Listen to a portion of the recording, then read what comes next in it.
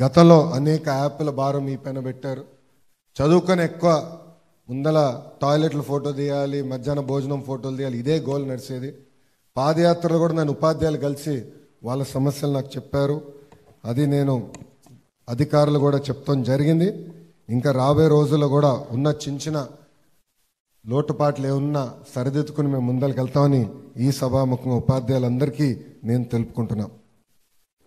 గత ప్రభుత్వం అన్ని వ్యవస్థలు నాశనం చేసినట్లు విద్యా వ్యవస్థను కూడా నాశనం చేసింది. రాత్రుల ఆత్మలతో మాట్లాడతారు, పొద్దున్న లేసి అనాలోచిత వల్ల నిర్ణయాలు తీసుకుంటారు. దాంట్లో భాగంగా జియో 117 తీసుకువచ్చి స్కూల్స్ని మూసేశారు. ఒక టీచర్ పోస్ట్ కూడా భర్తీ చేయలేదు.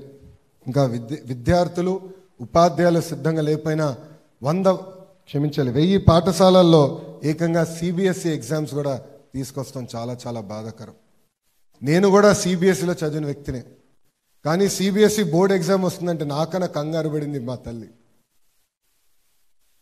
స్కూల్లో నేను చూసా, quarter finals, semifinals, pre finals, తర్వాత ఫైనల్స్ ఉంటాయి.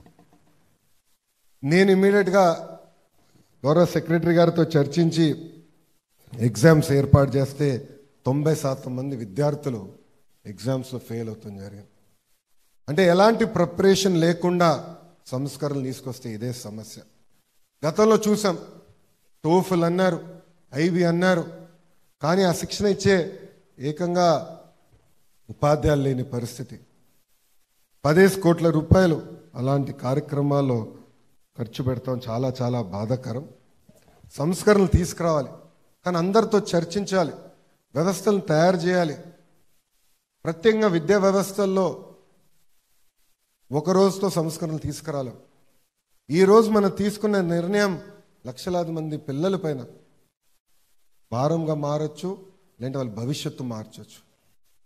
అందుకే మీ ప్రభుత్వం ఒక సంస్కరణలు తీసుకురావాలంటే అందరితో చర్చించి, ఉపాధ్యాయులు సిద్ధంగా ఉన్నారా, పిల్లలు సిద్ధంగా ఉన్నారా, ఒక నిర్ణయం తీసుకుంటే దానివల్ల రాబోయే సమస్య ఏంటి అన్నీ తెలుసుకున్న తర్వాతనే, చర్చించిన తర్వాతనే అమలు చేస్తాం జరిగింది.